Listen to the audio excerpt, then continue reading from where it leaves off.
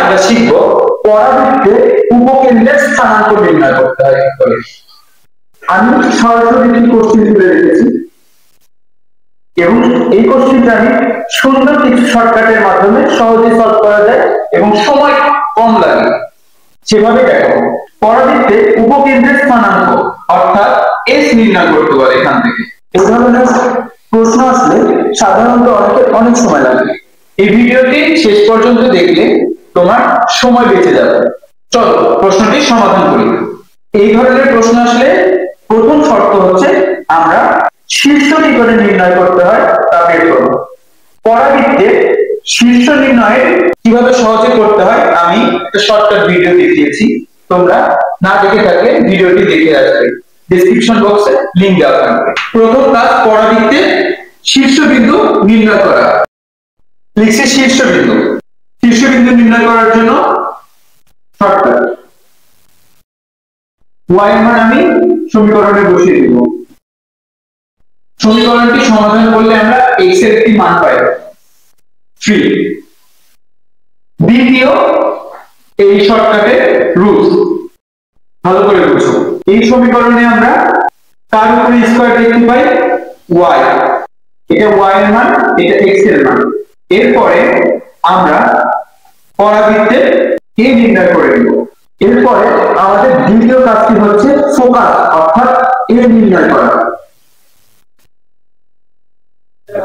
কিভাবে ফোকাস নির্ণয় করতে হয় এই আগের ভিডিওতে আমি দেখিয়েছি। ভিডিওটি কেউ যদি না দেখে থাকো ডেসক্রিপশন বক্সে এটারও লিংক দেওয়া থাকবে বা ফার্স্ট কমেন্টে। চলো আমরা a এর মান নির্ণয় করি।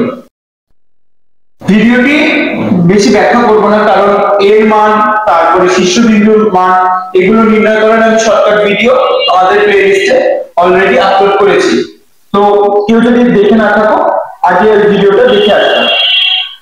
এখানে হচ্ছে এর মান হচ্ছে 4 into 1 1। মোটামুটি আমাদের দুইটা কাজ কমপ্লিট।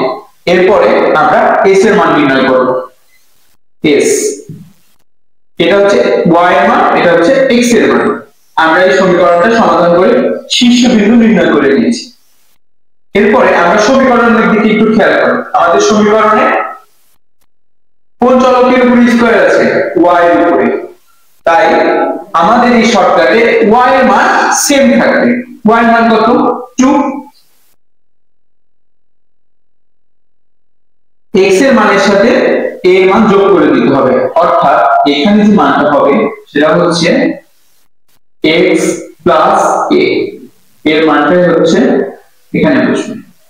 তাহলে x এর মান কত? 3 plus 1 4। এই ছিল এই প্রশ্নের সমাধান। তোমরা কি বুঝতে পেরেছো?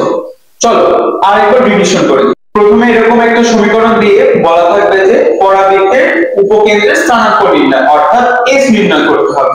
প্রথম কাজ হবে পরাবৃত্তের শীর্ষবিন্দু নির্ণয় করা। আমরা পরাবৃত্তের শীর্ষবিন্দু খুব সহজে নির্ণয় করতে পারি শর্টকাটের মাধ্যমে। এরপরে পরাবৃত্তের ফোকাস অর্থাৎ এর মান নির্ণয় করা। এর মান নির্ণয় আমরা খুব শর্টকাটে করতে পারি। দুইটা মান নির্ণয় করা হয়ে গেল। এরপরে আমাদের যে প্রধান উদ্দেশ্য s নির্ণয় করা, এক্ষেত্রে আমাদের একটা জিনিস মাথায় রাখতে হবে, যার মাথার উপরে স্কয়ার থাকবে তার মান সেম থাকবে। অর্থাৎ এখানে y এর মান y এর উপরে স্কয়ার, তাই y এর মান সেম থাকবে এবং বাকি যেটা থাকবে সেই চলকের সাথে a এর মান যোগ হবে। অর্থাৎ এখানে x এবং a এর যোগফলটা এখানে বসছে। যদি এখানে x এর মাথার উপরে স্কয়ার থাকতো তাহলে x এর মান সেম থাকতো, শুধু y এর মানের ক্ষেত্রে কি হতো? y plus a দিয়ে এখানে y এর মানটা বসতো। আশা করি তোমরা সকলে বুঝতে পেরেছো। দেখা হবে পরবর্তী ভিডিওতে। ধন্যবাদ।